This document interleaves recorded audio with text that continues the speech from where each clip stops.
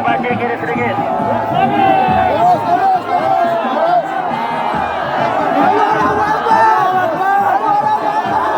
Buka jalan, buka jalan. Buka jalan. Buka jalan, buka jalan.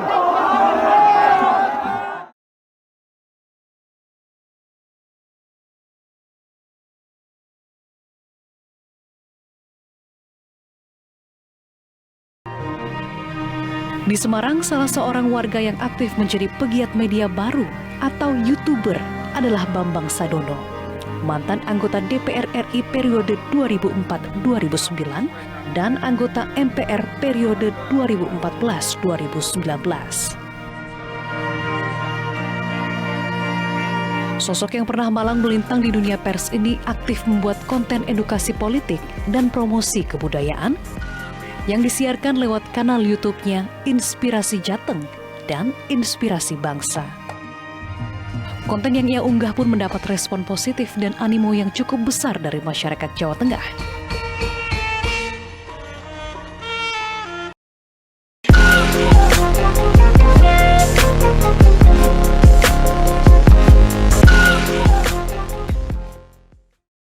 Assalamualaikum warahmatullahi wabarakatuh. Bersama saya Bambang Sadono di channel Inspirasi untuk Bangsa. Mudah-mudahan kita bisa berdiskusi secara jernih, berimbang, dan arif. Saya sudah bersama Dr. Andes Kiai Haji Habib Ali Alwi bin Thohir Al-Husaini. Saat ini beliau adalah anggota Dewan Perwakilan Daerah Republik Indonesia, mewakili Provinsi Banten.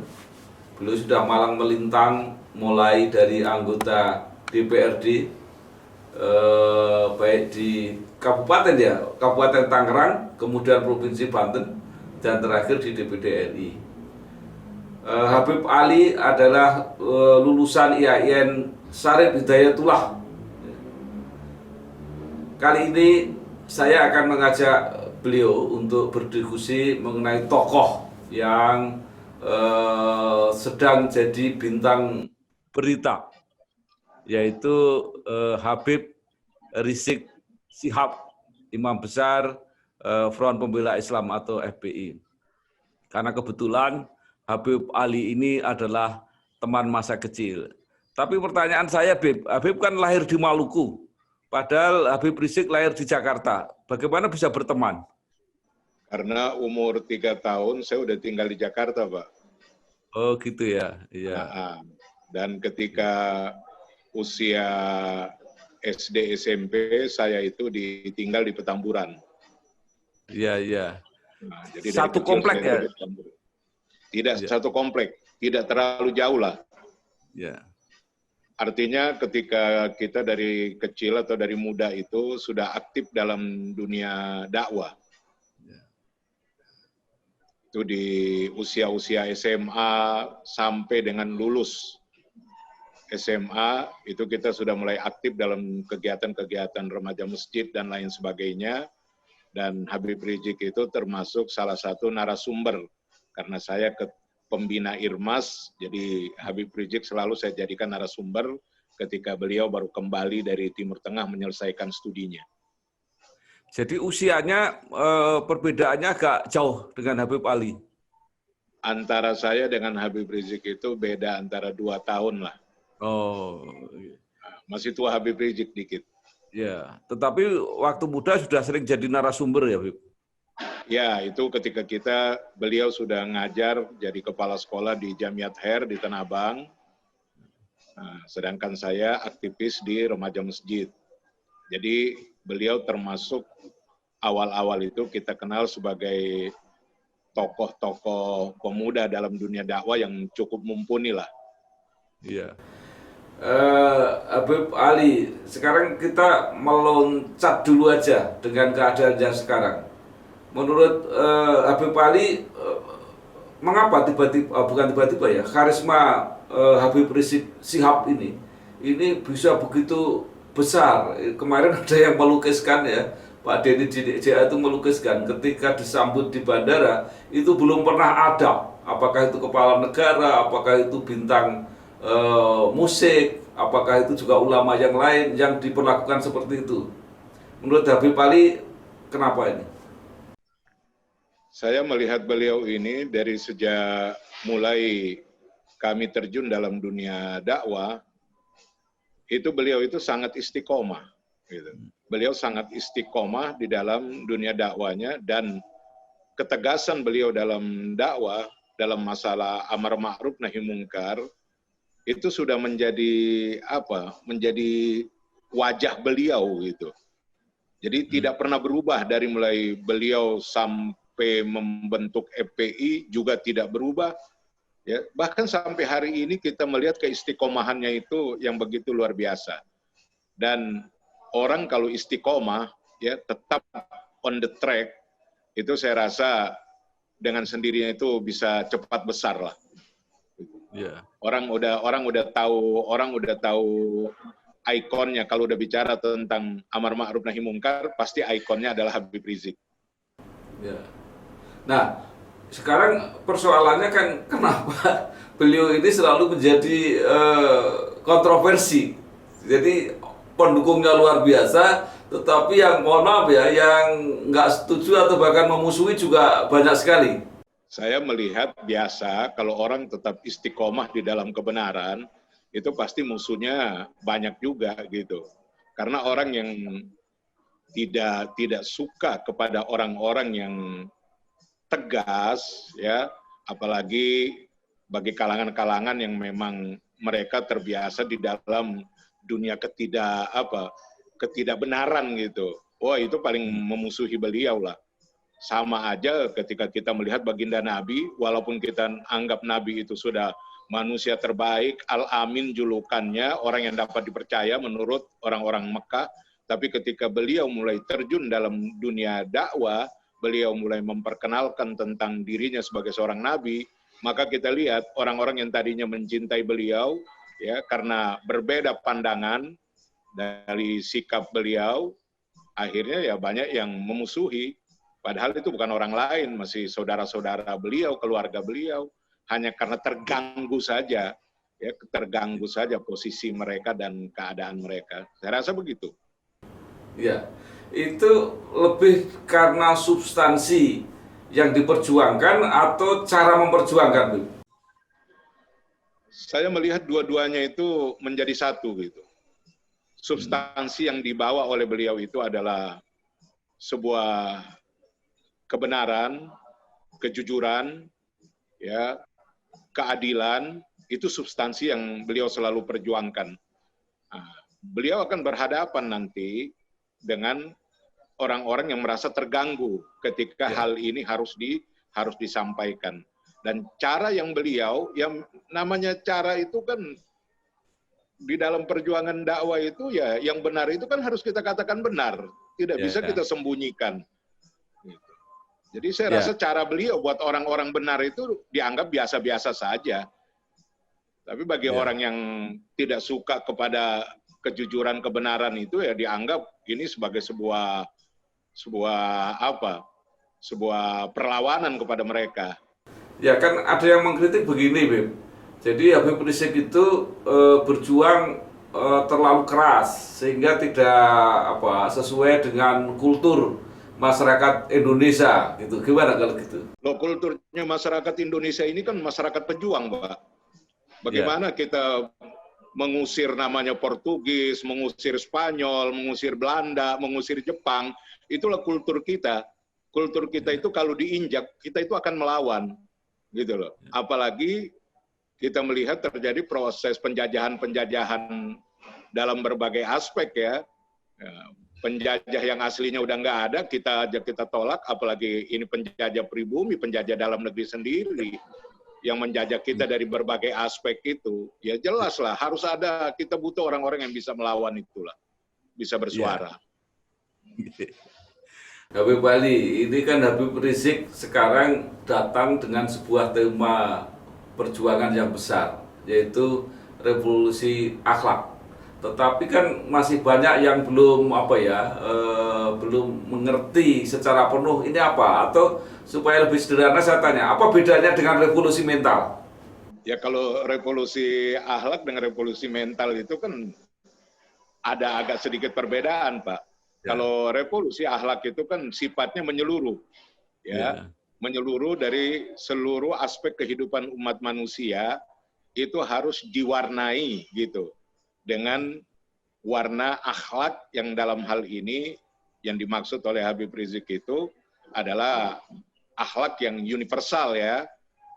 Akhlak universal artinya dari seluruh aspek kehidupan kita itu cobalah tunjukkan itu akhlak yang mulianya itu ditunjukkan gitu.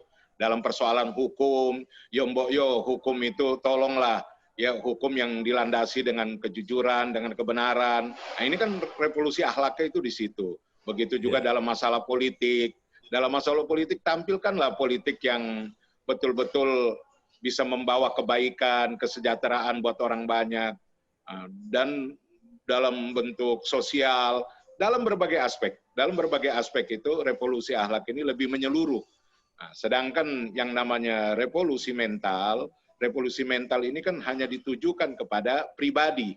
Tapi kalau akhlak itu pribadi dan keadaan, gitu loh. Merubah pribadi dan merubah keadaan. Ya, Habib, ini apakah tidak diperlukan misalnya tema besar revolusi akhlak ini untuk diterjemahkan atau mungkin dirumuskan dengan lebih baik, kemudian disosialisasikan, sehingga tidak menjadi sekadar isu wacana gitu. Jadi juga yang mau mendukung itu juga jelas gitu. Gimana, Bu? Ini mungkin yang akan saya bicarakan dengan Habib Rizik. Kebetulan tanggal 14 ini beliau akan menikahkan putrinya. Jadi saya akan bicara, saran dari Pak Bambang ini cukup bagus juga, bahwa walaupun revolusi akhlak itu sebenarnya kembali kepada konsep revolusi akhlak yang dilakukan oleh baginda Nabi, tapi mungkin dalam suasana kekinian keindonesiaan ini mesti harus diterjemahkan dengan beberapa tuntunan yang jelas, padat, supaya bisa dipahami dan bisa diikuti arahnya kemana itu revolusi akhlak itu. Ya. Nah, kemudian yang sangat menarik adalah keikhlasan atau kerelaan pendukung yang begitu banyak. Itu kalau menurut Habib Ali, apa yang sedang terjadi sebenarnya? Yang terjadi itu orang baik, gitu. Orang ikhlas di dalam perjuangan itu dengan sendirinya akan melahirkan martir-martir. Ya, orang yang siap untuk berjuang, siap untuk membela, siap untuk mencintai. Itu kenapa? Itu lahir daripada kebaikan. Ya, lahir daripada kebenaran, lahir daripada kejujuran. Tidak mungkin bahwa orang jahat, ya, orang yang tidak baik, orang yang tidak benar, orang zalim, ya, itu orang akan berkumpul, ya, mengikuti apa yang dikatakan. Itu kayaknya sulit sekali. Kenapa? Karena persoalan hati itu akan nyambung kepada hati, dan hati ini selalu cenderung kepada kebaikan dan kebenaran. Saya rasa begitu. Jadi siapapun yang berjuang di situ, itu pasti akan lahir para pecinta-pecintanya. Ya.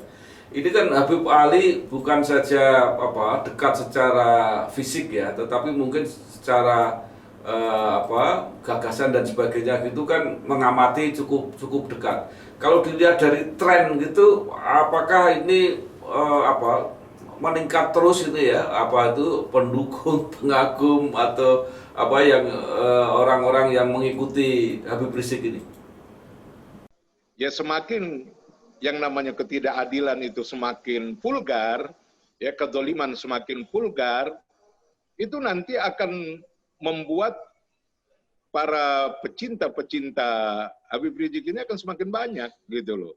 Kenapa? Ketika dia berbicara tentang keadilan, bicara tentang penolakan terhadap kedzaliman, dia bicara juga tentang mempertahankan kebenaran, ya dalam hal ini kita sebut dengan amar ma'ruf nahi mungkar, mengajak orang kepada kebaikan dan mencegah orang dari kemungkaran, itu otomatis gitu. Otomatis itu kalau suasana yang dihadapi ini berbeda, maka kelompok-kelompok ini akan semakin lama semakin meningkat dengan sendirinya gitu. Pembela kebaikan itu akan terus lahir kapanpun dan dimanapun. Ya, Habib Ali, ada yang berpendapat dalam posisi semacam ini kadang-kadang pengkritik orang yang kelompok yang memusuhi itu justru secara tidak sadar malah membesarkan Habib Rizik. Ada kasus yang mungkin bisa disejajarkan. Nanti Habib Ali setuju apa enggak? Ketika Megawati dulu di zaman Orde Baru begitu ditekan begitu keras, tetapi begitu ada momentum untuk ekspresi itu kemudian dukungan masyarakatnya luar biasa. Sekali pemilu langsung menang tahun 99. Bagaimana menurut Habib Ali? Yaitu karena saat itu Megawati ini berada di dalam posisi orang yang terzolimi, gitu. Yeah. Posisi orang yang terzolimi sebagai pimpinan partai, dia terzolimi dengan orang-orang zolim juga, gitu loh. Yeah. Gitu. Dia terzolimi oleh orang-orang zolim dan akhirnya apa yang terjadi? Ya ada semacam timbul kekasihan, timbul orang juga ingin mencari wajah baru, dan wajah baru itu saat itu momentumnya itu ada ya pada diri Megawati sebagai lawan daripada Soeharto dan Soekarno itu. Ya, orang masih terbawa emosional Soekarnonya itu masih kelihatan. Nah, sehingga tidak ada alternatif lain, orang larinya ke sana. Berbeda gitu. Berbeda 180 derajat dengan suasana antara Megawati dengan Habib Rizik gitu. Kalau Habib Rizik ini, Habib Rizik ini dia berangkat daripada membela kebenaran, ya, membela kebenaran, menegakkan amar ma'ruf nahi mungkar yang memang itu harusnya di negeri yang Pancasila ini itu automatically amar ma'ruf nahi mungkar itu harus terjadi karena di Pancasila aja ketuhanan yang Maha Esa. Bagaimana ketuhanan yang Maha Esa itu ada yang namanya Tuhan tidak akan pernah ridho, ada minuman keras, ada perjudian, ada prostitusi, dan itu harusnya menjadi tugas pemerintah untuk melakukan proses penekanannya ya, mengurangi daripada hal-hal tersebut gitu. Tapi ini kan tidak, malah semakin lama kok semakin vulgar. Nah akhirnya mau nggak mau ya memang harus ada yang bergerak. Sebenarnya apa yang Habib Rizik lakukan ini, kalau kita lihat tidak ada satupun yang bertentangan dengan Pancasila. Justru malah beliau sedang mengamalkan daripada nilai-nilai Pancasila itu sendiri. Ya, jadi tadi Habib Ali mengatakan ini berbeda dengan Megawati. Berbeda jauh sekali. Ya, berbeda artinya, persoalan. Ya, Habib Rizik tidak merasa terzolimi gitu ya? Ketika dia menegakkan sebuah kebenaran, menegakkan sebuah kejujuran, ya itu beliau sudah merasa bahwa pasti ada orang yang tidak suka, pasti ada yang tidak senang. Nah, itu beliau sudah rasakan suasana seperti itu. Gitu. Ya, ini keberadaan Habib Rizik ini menurut saya ini jadi kontroversi ini kan karena selalu dikaitkan kepentingan politik. Habib Rizik ini mau memihak kemana? Sekarang dianggap kritis terhadap pemerintah. Kemudian ada yang mulai memperhitungkan kemungkinan persaingan Pilpres 2004. Bagaimana menurut Habib Ali? Kalau beliau mau lakukan itu kayaknya dari dulu aja. Beliau tidak ada keinginan politik yang selama ini saya selalu diskusi dengan beliau. Ya, tidak ada keinginan politik. Yang beliau ingin lakukan adalah bagaimana tetap amar ma'ruf nahi mungkar itu bisa berjalan di negeri ini, gitu. Karena amar ma'ruf nahi mungkar itu tidak akan pernah lepas daripada nilai-nilai pengamalan Pancasila itu sendiri. Nah, sedangkan karena beliau memiliki massa yang banyak, ya, pendukung yang banyak, maka sudah tentu yang namanya kepentingan politik itu pasti mendekati orang yang memiliki massa banyak ini. Nah, lagi-lagi bahwa siapa yang mendekati ini tidak bisa serta-merta langsung Habib Rizik itu ikut dengan dia, gitu loh. Habib Rizik itu bukan memperjuangkan orangnya, tapi bisa nggak Anda juga nanti ketika Anda menjadi presiden, Anda menjadi pemimpin, Anda bisa ikut turut mengawal daripada proses amar ma'ruf nahi mungkar ini supaya terjadi di negeri ini. Itu sebenarnya arahnya ke sana. Jadi bukan kepentingan politik, hanya orang-orang politik yang mendekati beliau. Iya. Jadi kalau begitu ya, Kak, kalau mungkin sudah bisa diketahui gitu, apa kira-kira agenda ke depan dari Habib Rizik ini? Agenda hari ini, agenda kemarin, hari ini dan ke depan adalah tetap sama, yaitu menegakkan amar ma'ruf nahi mungkar. Agenda-agenda lain itu tidak ada, ya, kecuali nanti kalau andai kata Allah memberikan isyarah bahwa harus ada proses sama kayak agenda Nabi Muhammad gitu. Tidak ada kecuali beliau hanya seorang nabi. Tapi ketika di dalam perjalanannya bahwa untuk menjadi seorang nabi ini berhadapan dengan berbagai lawan dan berhadapan dengan berbagai macam model manusia, penguasa dan lain sebagainya, ya maka sudah tentu bisa saja perjuangan amar ma'ruf nahi mungkar ini tidak akan bisa berdiri tegak tanpa di backup oleh kekuasaan. Nah, kalau andai kata sudah larinya arahnya ke sana, bahwa yang bisa membackup ini adalah kekuasaan, ya maka tinggal bagaimana itu nanti dibicarakan. Bahwa untuk masuk ke dalam wilayah kekuasaan itu bukan hal yang tabu, gitu. Itu pun masuk di dalam wilayah amar ma'ruf nahi mungkar. Kalau dalam konsepnya begini nih, Bang, ya kayak wudhu gitu. Wudhu tidak akan, sholat tidak akan sempurna itu tanpa wudhu. Oleh karena itu, wudhu hukumnya wajib. Ya, wudhu hukumnya wajib. Kalau dalam kaidah fikihnya itu, ma la yatimul wajibu illa bihi fahuwa wajibun. Tidak akan sempurna satu kewajiban gitu tanpa kewajiban yang lain, maka kewajiban yang lain ini hukumnya menjadi wajib. Begitupun begitu. Amar ma'ruf nahi mungkar ini adalah sebuah kewajiban gitu. Tapi tidak akan bisa berdiri, tidak akan bisa sempurna kewajiban ini tanpa kekuasaan. Maka ya proses untuk meraih kekuasaan dalam rangka amar ma'ruf nahi mungkar ini bisa berjalan, itu pun adalah sebuah kewajiban. Nah, mungkin bisa saja ke depan kalau memang andai kata umat itu mengharapkan, umat menginginkan, ya ini mungkin bisa sama-sama kita diskusikan lagi dengan beliau. Ya. Habib Ali, ini kan situasi pro kontra kan menurut saya masih kencang ya, sampai yang militan fanatis gitu juga, yang pengkritik itu kan juga masih keras. Tetapi kan kalau tidak salah ada program Habib Rizik untuk keliling Indonesia, untuk dakwah keliling Indonesia. Itu kira-kira gimana ini nanti kalau itu dilaksanakan?